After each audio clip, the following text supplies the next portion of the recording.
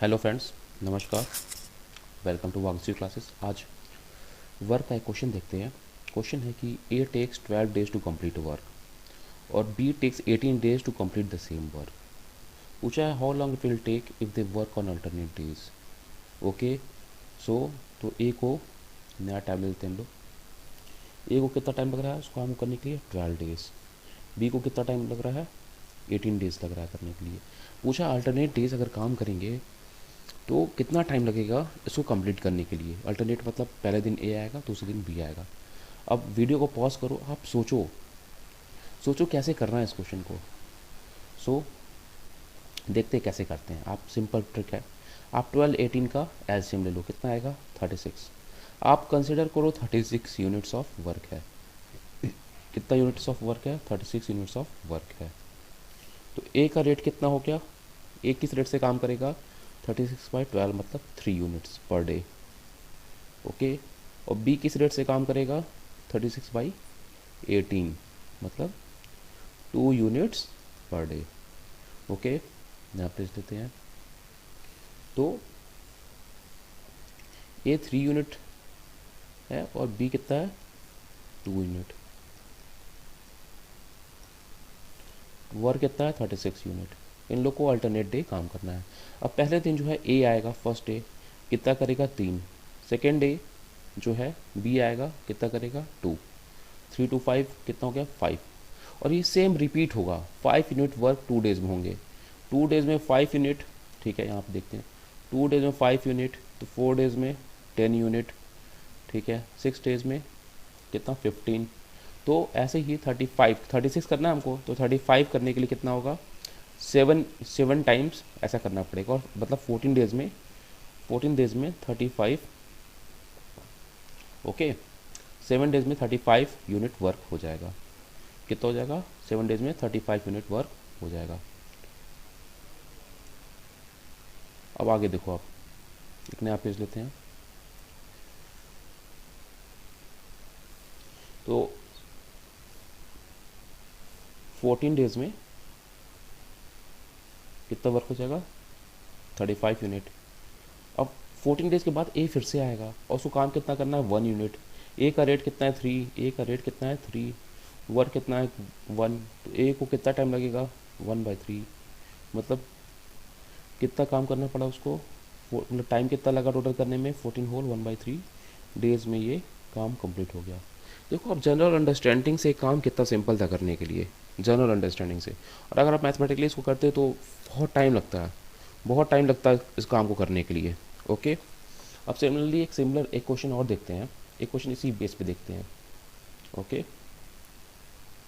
Suppose करो ए जो है एक काम करने में, एक वॉल खड़ी करनी है और ए जो है उसको 14 डेज में कंप्लीट कर रहा है।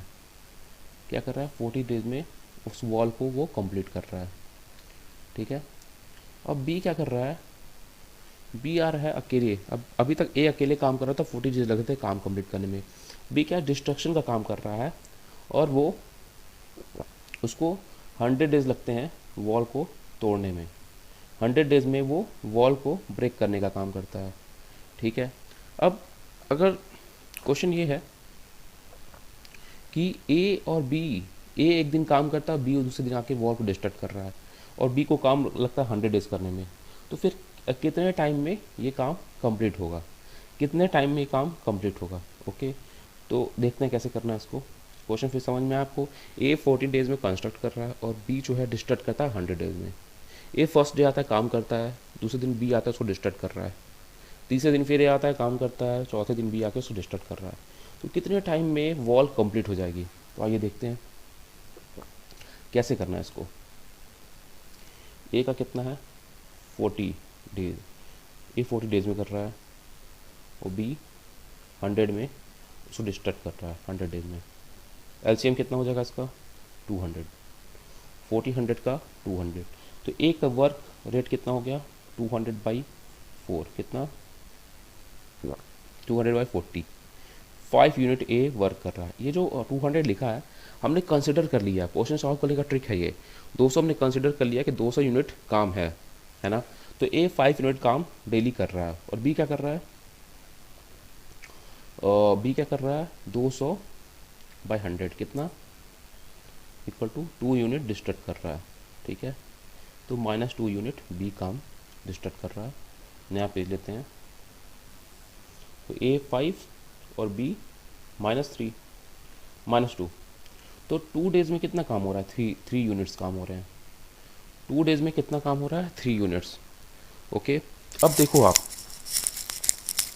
देखो कि कैसे करेंगे इसको। तो 160 यूनिट काम कर लेंगे, 160 यूनिट जहाँ काम हो जाएगा, उसके बाद जैसे ही ए आएगा, जैसे ही ए आएगा वो कर देगा, काम कंप्लीट कर देगा, क्योंकि वो, रुकिए देखते हैं। अब अपन को करना है 200, कितना यूनिट करना है, 200 यूनिट कंप्लीट करना है। तो ठीक है, तो 195/3 कितना होगा, 3 6 18, 3 5 65, 65 इंटू 2 इक्वल टू 130। 130 डेज में, 130 डेज में कितना काम होगा, 195 यूनिट। कैसे हुआ, आप देखो, 3 यूनिट करने के लिए कितना टाइम लग रहा है, 2 डेज, है ना। तो 195 यूनिट करने के लिए कितना लगेगा, 195/3 इंटू 2, तो कितना हो गया, 65 इंटू 2, कितना, 130 डेज। 130 डेज में 195 यूनिट वर्क कंप्लीट होगा। अब 131st डे में, 131st डे पे क्या होगा, ए जो है दोबारा आएगा और वो 5 यूनिट वर्क कर देगा। ये दोबारा आएगा और क्या कर देगा, वो 5 यूनिट वर्क कर देगा। तो वो कितना टाइम लगेगा, टोटल 131 डेज लगेगा। कितना लगेगा, 131 डेज। अब क्वेश्चन है हम 195 क्यों लिए हैं। आप सोचो, आप 195 यूनिट वर्क हो जाएगा, उसके बाद ए आ जाएगा, तो वो 5 यूनिट काम करेगा और वो वॉल क्रिएट कर देगा पूरा। बी को डिस्टर्ब करने का टाइम नहीं मिलेगा, वॉल पूरा क्रिएट हो जाएगा। इसलिए हमने 195 पे सॉल्व किया इस क्वेश्चन को। क्लियर है, ए को 5 लग रहा है, बी को -2, 2 दिन में 3 यूनिट काम हो रहे हैं। तो 195 करने के लिए 195/3 कितना हो गया, 65 इंटू 2। क्यों, क्योंकि 3 यूनिट 2 दिन में काम हो रहा है।